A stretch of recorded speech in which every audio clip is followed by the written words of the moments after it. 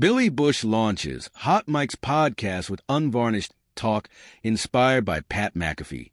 People who think they know Billy Bush may be surprised this week when he unveils a new video podcast. What this show will deliver is the real me, real unadulterated, unfiltered opinion, no fear, a great sense of humor, says Bush during an interview. I can't wait, and I don't give a st. I'm the head of HR. Bush is known for his many years of hosting entertainment news programs, such as NBC Universal's Access Hollywood and, most recently, Warner Brothers Discovery's Extra. But he sees an opportunity to put on an unbridled show that will have him talking sports and politics, interviewing celebrities in no-holds-barred fashion, and giving fans behind-the-scenes stories collected after more than 2 decades of covering Hollywood.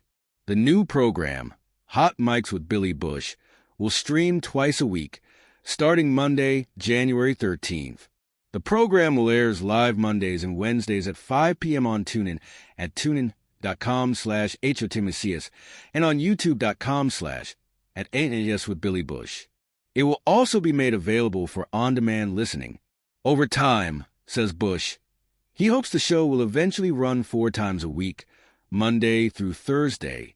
Bush intends to use his first program to talk about its title, which many people will likely understand without being told. A hot mic was the thing that led to my silencing, and now the hot mics are the vehicle by which I find an authentic, real voice, he says. His first guest will be Megyn Kelly. Bush found himself out of work for 3 years after a surreal incident in which a 2016 Access outtake was released showing then Republican presidential candidate Donald Trump telling Bush about how he was able to sexually assault women. Information about the incident leaked from NBC Universal and broke in the Washington Post. And Bush, who by then had moved over to NBC's Today, lost his job. Eventually, so did Access executive producer Rob Silverstein.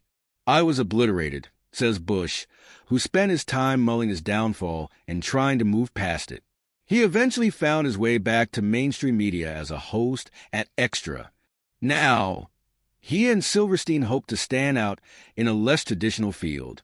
Bush says he has enlisted a sponsor, LA Golf, and is a part owner of the program, along with an investor he declined to name. He's a buddy, a significant investor, a very powerful man in Hollywood who likes me personally, says Bush. He is personally putting in some dough. I put some dough in.